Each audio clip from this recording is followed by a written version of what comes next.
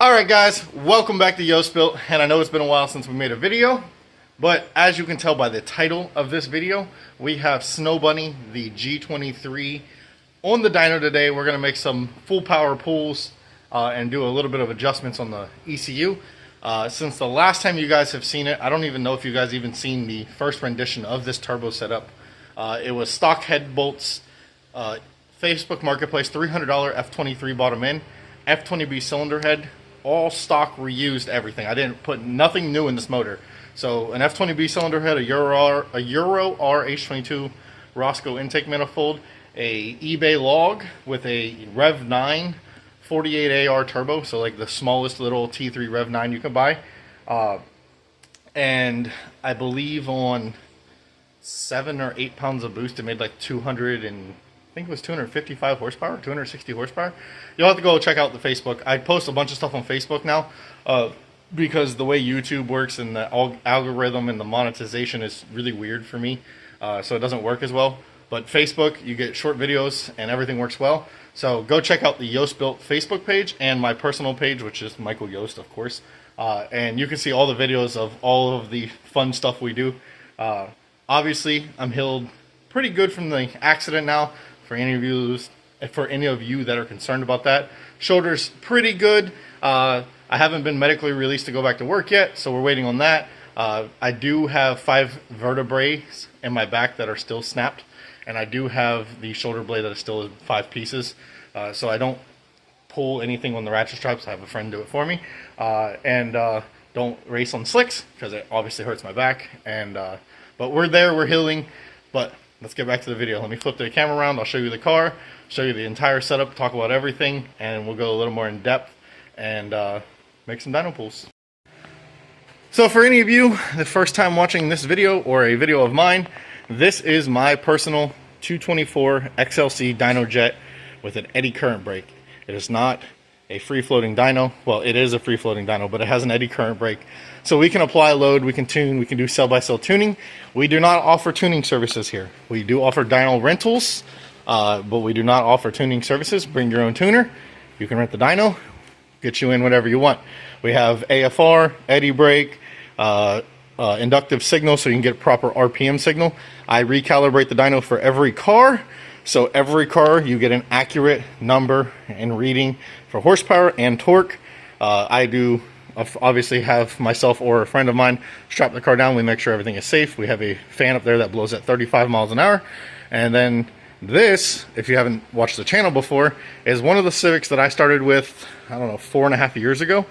This is Snowbunny. This is a 98 Honda Civic. It has the newer style taillights and headlights in it. It is now turboed. All the last 5 versions of this car have been all motor. It is now a turbocharged G23. It's on roto-slips, Rev 9 coilovers, has power stop front and rear brakes. This car has full exhaust. It has a full 3-inch exhaust. You can see under here, full exhaust, resonator, muffler. This car is also full weight. It is H&F swapped for those of you wondering. There's the factory 5th gen Prelude shift box. Full interior, headliner, all power windows, everything works. This car also has heat, all the creature comforts, and I call her Snowbunny because I originally built this car just to drive around in the snow in PA. It was originally an H22A on nitrous. It still has a nitrous kit on it. The bottle's still in the trunk. The bottle is empty. Obviously, we don't need nitrous when we have a turbocharger.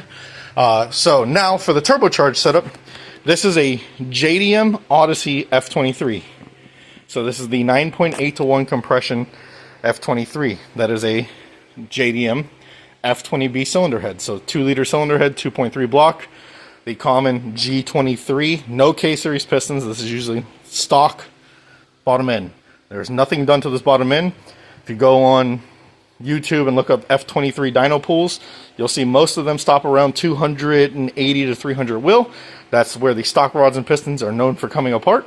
So we usually stop around that area because you don't want to bend a piston, bend a rod or break a piston and ruin your motor. With head studs, people have made 220 or 320, 330, and they stay together somewhat reliability, but sooner or later it does break the motor. If you go an old video of Yoast Built, there is a CG Accord on the dyno that made 300 wheel and 300 torque. I believe that car went through a few motors. The tune was safe, everything was safe. Obviously the 200,000, 300,000 mile f23s out of stock CG Accords can only take so much abuse for so long before they break. So to put the F or H in your EK, Hasport mounts, Yonaka axles, you got to extend a few of the wires for your VTEC solenoid, your distributor conversion. This car also runs on a Honda S300 V3. It has 1000cc FIC injectors. It has a Walbro 450 fuel pump in the tank. This car has full exhaust. It is a wastegate is dumped back into the exhaust, so it's nice and quiet. It's using the factory Prelude alternator and bracket. This car is literally using pretty much as many stock parts as we can because, like I said, this is the 5th motor, so I kind of just redid the intake off the other one. This is the cylinder head off another motor. The transmission is a stock M2Y4, so this is a 5th gen Prelude transmission. eBay intercooler pipes, Emusa blow-off valve, Turbonetics gate. This is the little Rev 9 turbo right here, a little 48 housing. You can see how small it is. It's literally tiny. These turbos are only rated for 300 crank horsepower, so they're not rated very high. But on the street, if you want something super responsive, great turbo to have. Stock H22A cams. This doesn't even have Type S cams in it. I do have a set of Type S cams, but I was worried about piston to valve clearance, so we just stuck the H22 cams in it. The throttle body is a 68 millimeter. The Euro R is port matched to that. These are known for making good torque. They lose a little top end, but when you build a G23, the rod to stroke ratio is really bad, so you don't want to rev it much past 7,500 RPMs if you want to keep it alive for very long. And so that's kind of the setup I built. A torquey setup, small turbo, torquey manifold, and it's kind of all you need to know. I tuned it myself on E85, and we'll get into some dyno pulls. It should make somewhere around 14 pounds of boost, 13, 14 pounds of boost. So let's see what she makes on the dyno.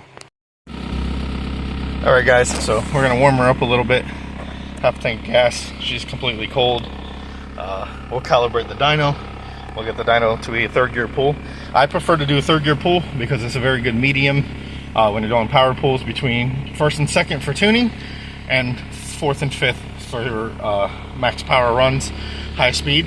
But also when you're doing that type of roller speed on the dyno, you can just recalibrate the dyno each time to the mile an hour the dyno spinning versus RPM, and it will give you an accurate number. There's no reason to be doing 200 miles an hour on your dyno roller unless you absolutely want to.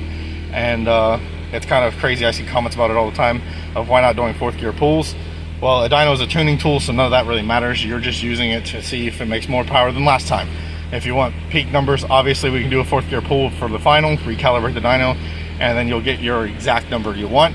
But like I said, for tuning, 3rd gear load is usually enough. You can get the dyno to be within like 2% of the street, get your tune in pretty good, pull a degree, add 2% fuel so it's a little richer on the street, and then your tune is usually dead on. So let me get some temperature in her and then we'll do the first pull.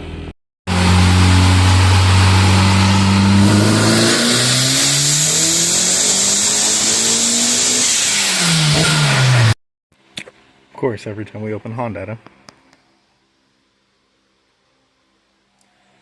No update. Be back in a minute.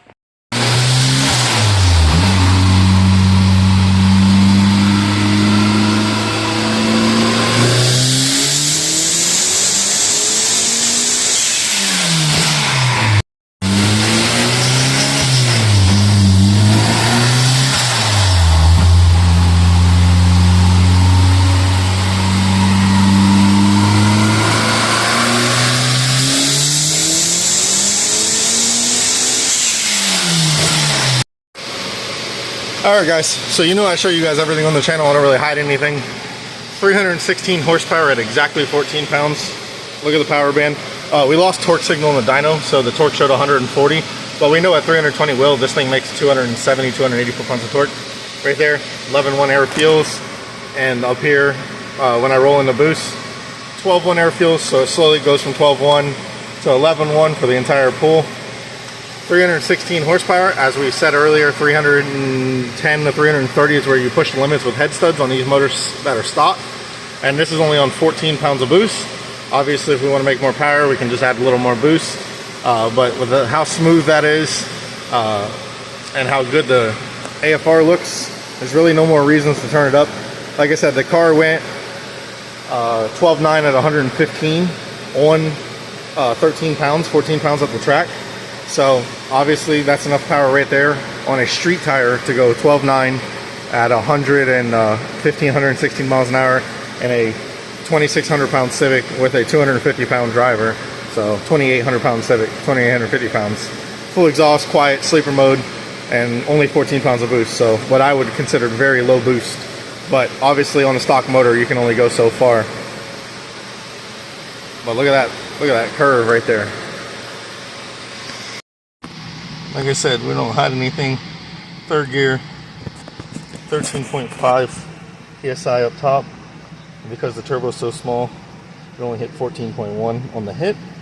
And then up top, obviously, with the wastegate recirculated and everything falling off. And we're only at 74% duty cycle on the 1,000 cc's. So, it's pretty good. Alright guys, this will be the final pull. Added 2 little clicks on the boost controller.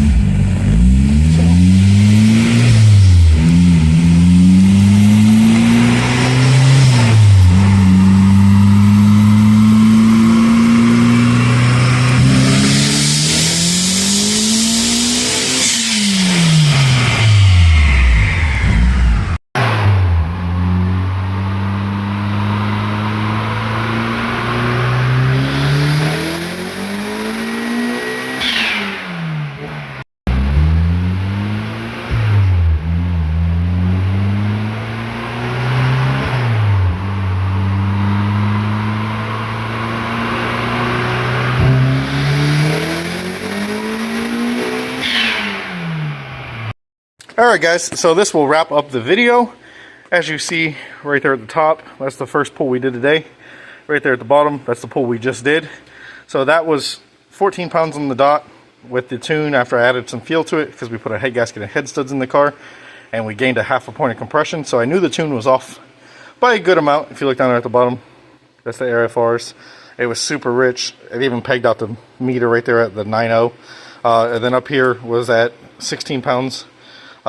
With good air fuels in the 1150s, so a good 63 horsepower gain with just 2 pounds of boost and some proper air fuel tuning.